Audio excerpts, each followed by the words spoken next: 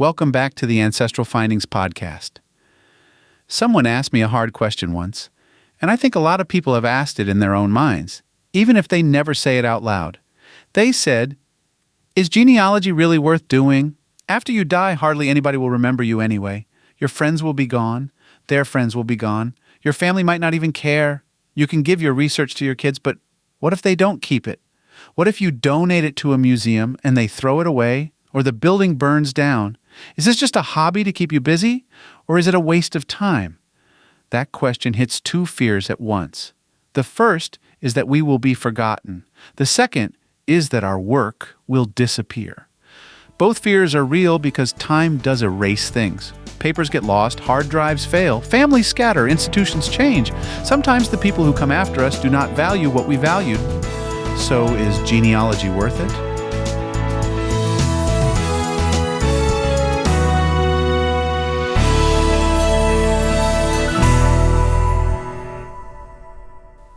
Yes, and not because genealogy creates some kind of guaranteed legacy. It doesn't. Nothing does.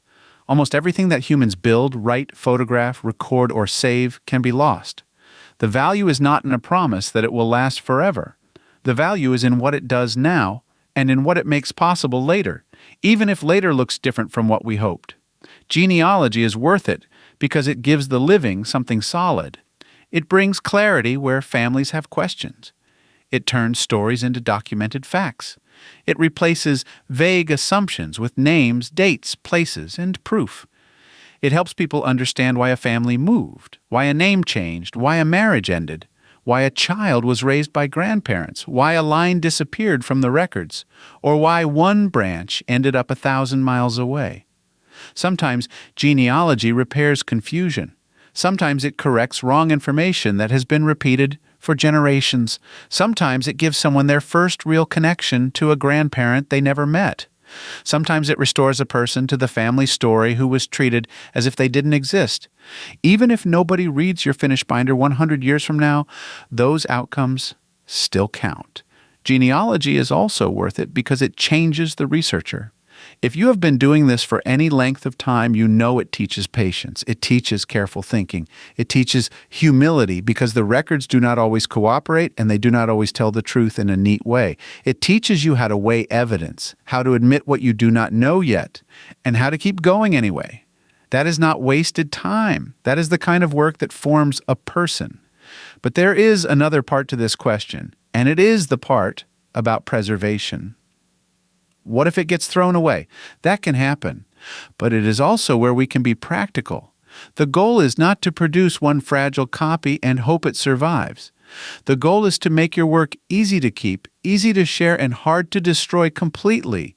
That means more than one format, more than one copy, more than one location. It means a simple system that a non-genealogist can understand. A printed book is great, but it is only one layer. A digital copy is great, but it is only one layer. A tree on one website is not enough. A thumb drive in one drawer is not enough. The best approach is redundancy. You give a printed copy to one person. You give a digital copy to another person. You keep a copy for yourself. You store one offsite. You keep your photos labeled. You include a short how to use this page for whoever inherits it. You do not make it complicated. You make it obvious.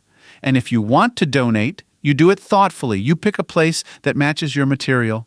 A local historical society, a county library, a state archive, a denominational archive, a university special collection, or a regional genealogy society may be a better match than a generic museum. Some repositories will take a collection and catalog it. Some will not. You can ask about their policies. You can leave a clear inventory. You can increase the likelihood that the collection will survive by making it easier to manage. Still, even with best practices, nothing is guaranteed. So the real question becomes this: if your name is not remembered, does your work still have value? It does, because genealogy is not only about being remembered, it is about remembering others. It is about refusing to let people vanish without a trace when there is something you can recover.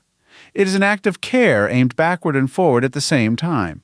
And even if your family does not keep it the way you hope, your work may still outlive your expectations in smaller ways: a single photo caption, a documented maiden name, a corrected burial place, a set of sources that show where the truth came from, a written story that preserves a voice.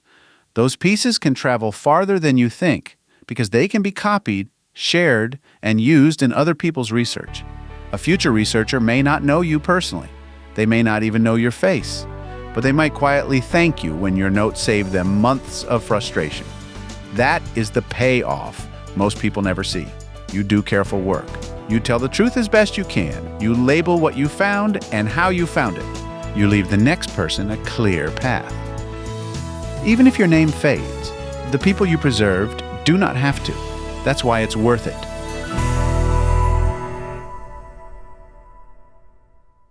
If you've got a hard-to-find ancestor you're stuck on, I'd love to hear about it. Just head over to ancestralfindings.com and click on Contact to send me a message. While you're there, take advantage of our free weekly genealogy lookups. Explore thousands of articles and enjoy hundreds of podcast episodes. We've been helping family history researchers since 1995. And if you're looking for even more, check out our Genealogy Gold Q&A series over on Patreon. Thanks for listening, and as always, happy searching.